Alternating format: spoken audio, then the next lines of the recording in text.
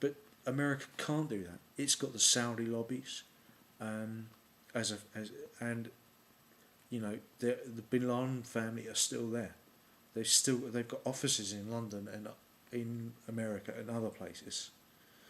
They are still there, and they still have influence. Of course, the Israeli lobby, AIPAC. I mean, it's like they have to. They're the guys who sort of seem to crown American presidents as whether they get the job or not. It definitely has that appearance. It is Israel stepping up to be America's proxy, only to wag the dog. Everybody seems to. This is a tactic that everybody seems to do. It's the mad dog theory. If Saudi Arabia is ever threatened, they've got Pakistan. Pakistan's got nuclear weapons. It's got a basket case military, and the ISI is a branch of Al Qaeda, and the Bin Laden family. Now, however much the Bin Ladens might hate the Saudis as a family, they have familiar links with them. They're in the same sort of culture, and they've co-opted large parts of Afghanistan and Pakistan. There's nothing more they'd like to deal with India and Iran, because they both hate those countries as well as Israel.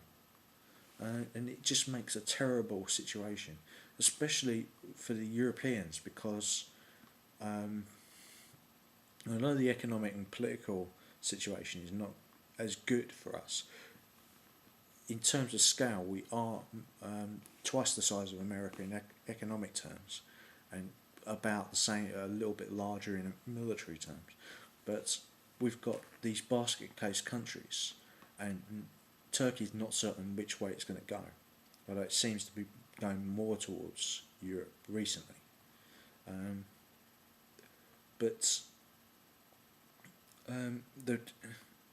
Europe, with its view, it can't afford to have a proxy.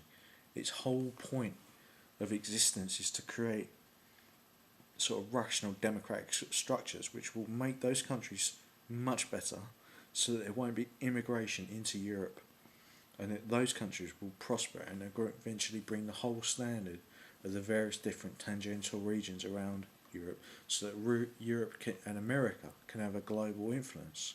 But of course, America has never wanted a competitor. You look at the way the American corporate media, which has links with both business and dubious basically criminal factions in the United States, and the government. They all have to. The media is sort of squeezed between these influences, and the way they talk about Europe is as though we're the Soviet Union when Europe was set up. European Union, was set up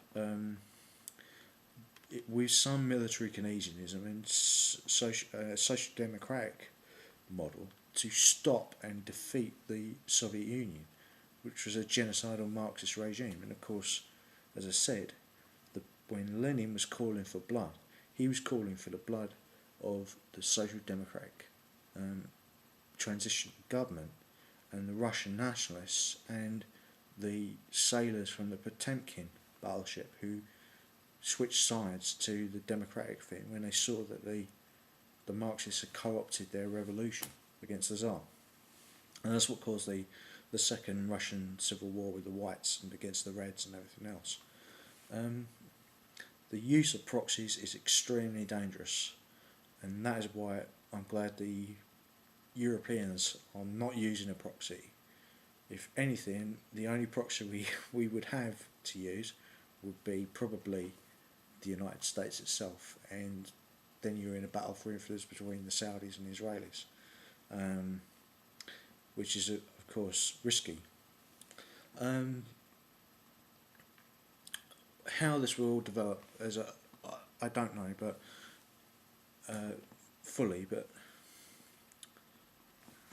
you can find out more about what might happen in the Middle East from my other series on Syria, 2012, homicide in Homs.